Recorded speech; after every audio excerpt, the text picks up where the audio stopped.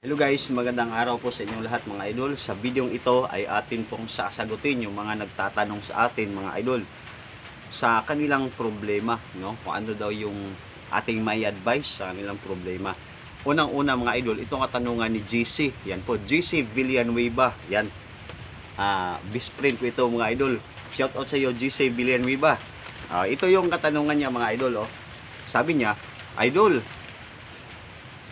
ano ang aking gagawin para hindi ako hihiwalayan at hindi ako kakalimutan ng aking GF? Idol, ang problema mo ay napakasimple lang, napakadali.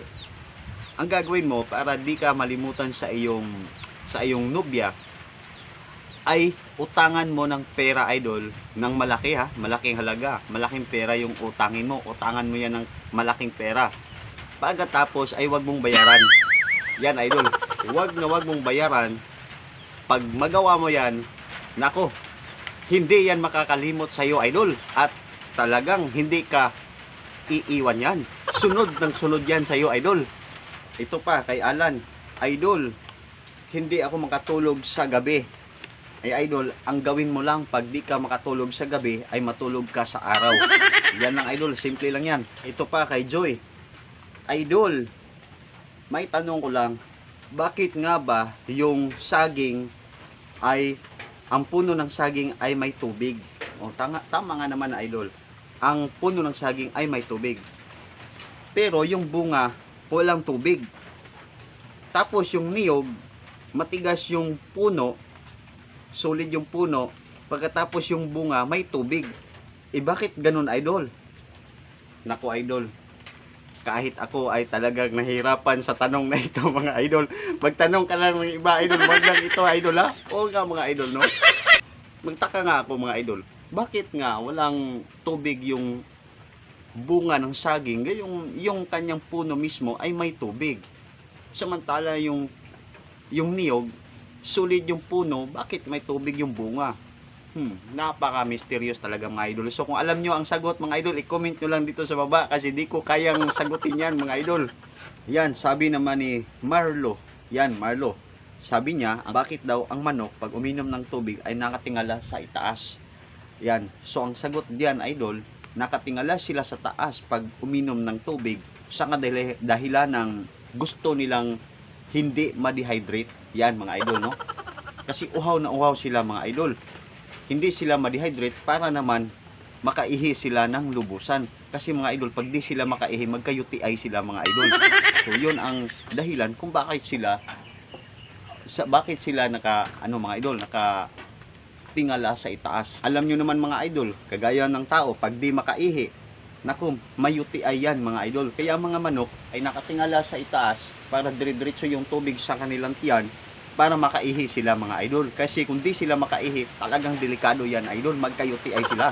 Ito pa, tanong ni Kevin mga idol. Sabi ni Kevin dito mga idol, kanyang tanong, idol, bakit nga ba yung ang palaka ay tumatalon? Yan, tumatalon yung palaka. Kung may hahabulin ba sila mga idol, sila ba ay tatakbo?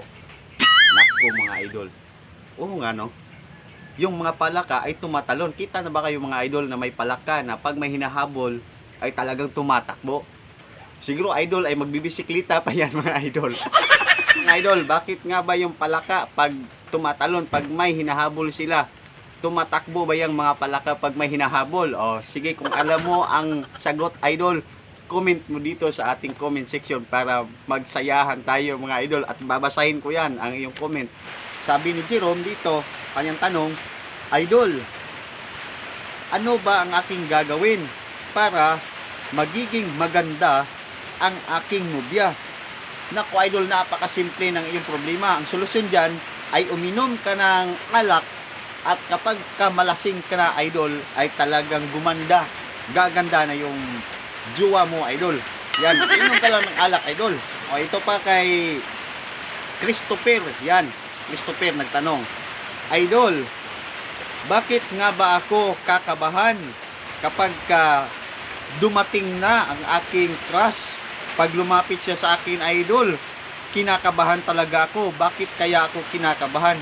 Siguro idol ay may utang ka sa kanya idol, kaya ka kinakabahan. Huwag kang maglala idol, huwag kang mag-alala kasi maniningil din yan, idol. O baka may utang ka sa kanya. O kaya ka kinakabahan. Yan, idol. Kaya huwag ka nang mangutang sa kanya, idol, kasi kapag lalapit siya sa iyo, ay hindi ka nagkakabahan. O, yan. Ay, hanggang dito lang po ang ating video, mga idol, no? So, para sa inyong mga katanungan, comment na po kayo dito sa baba. Yan po.